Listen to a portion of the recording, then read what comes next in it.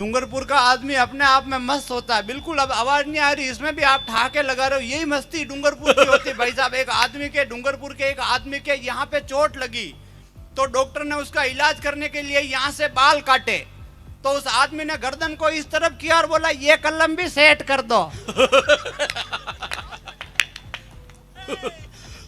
ये मस्ती भाई साहब। वो एक जहाज चला, उस जहाज में बड़े बच्चे, बुजुर्ग, युवा, जवान सब बैठे हुए थे। इतने में उसमें से एक बच्चा गिरा, बच्चे को बचाने के लिए कोई नहीं कूदा, तो अपने यहाँ के एक बादशाह बैठे हुए थे, उन्होंने छलांग लगा दी। सब छोरे सोचने लगे यार अपने होते हुए ये बादशाह कूद गए, ये तो बड़ा शर्म का काम हो गया, बड़ा नाक कटाने जैसा काम हो गया। तो सब छोरे भी कूदे और बादशाह कौन बच्चे कौन बच्चा कहलाए बाहर बिठाए। बादशाह से बोले बादशाह आप तो इस उम्र में भी बड़े जवान हो, आप में बड़ा जोश है, बड़ा जुनून है। बादशाह बोले फालतू की बात नहीं, एक थप्पड़ पड़ जाएगी, फालतू की बात नहीं यार, पहले ये बताओ मुझे धक्का किसने दिया। वाह। एक बस चली भाई साहब, उस बस में एक बादशाह चढ़े, बादशाह को बस में सीट पे कोई बैठने नहीं दे। बादशाह ने कहा ये सही है, कोई बादशाह जैसे अंदर गए तो सवारियां कोई रुमाल रख दे, कोई शॉल रख दे, कोई बैग रख दे। बादशाह ने कहा ये सारी चीजें हटाओ, तो सवारियों ने कहा नहीं बादशाह ये सीट हमारी हो गई। तो बादशाह ने कहा अच्छा ये रुमाल शॉल बैग रखने से सीट तुम्हारी हो गई? तो सवारियों ने कहा हाँ बादशाह हमारी हो गई, अब देखना अपना दिमाग। बादशाह बस से बाहर उतरे, अपनी पगड़ी उतारी और बस के चारों तरफ लपेटी। बोला उतरो, पूरी बस मारी उतरो। वाह।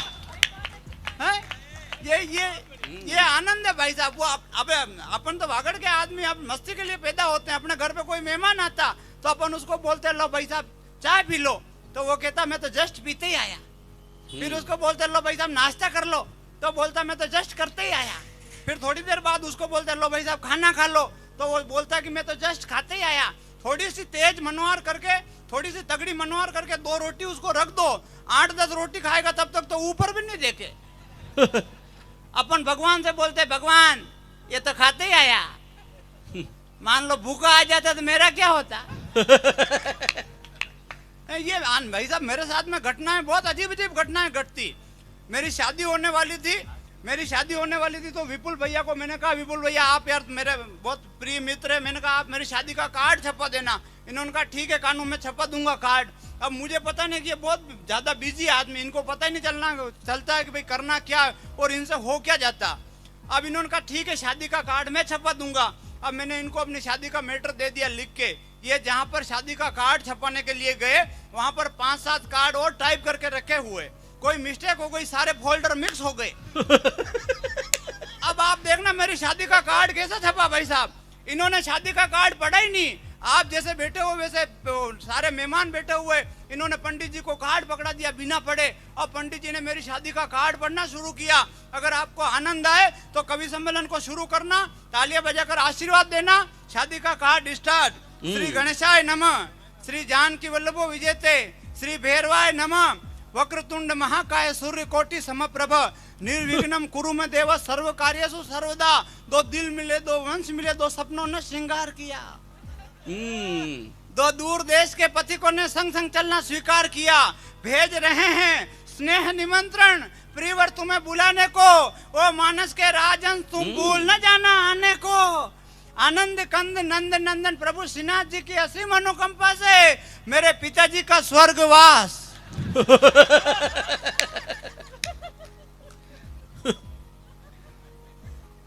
दिनांक 16/4/2024 को हो गया है जिसका बेरू पूजन। 17/4/2024 गणपति स्थापना। 18/4/2024 महिला संगीत। 19/4/2024 और महिला संगीत में पुत्र नहीं घूमे नकारा, स्वतंत्र से छुटकारा किया कराया।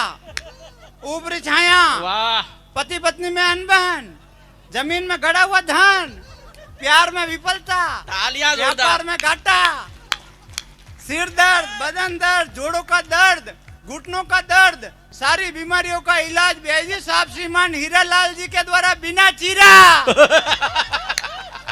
बेजी साहब सारी बीमारियों का इलाज बेजी साहब श्रीमान हीरालाल जी के द्वारा बिना चीरा, बिना पट्टी, बिना टाके के एक ही खुराक में किया जाएगा।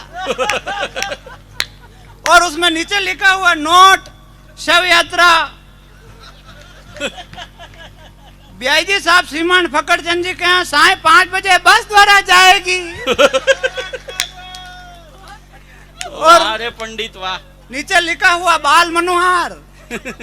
न कोई बात चलेगी, न कोई बहाना ही होगा, और मेरे पिताजी के क्रियाक्रम में आपको आना ही होगा।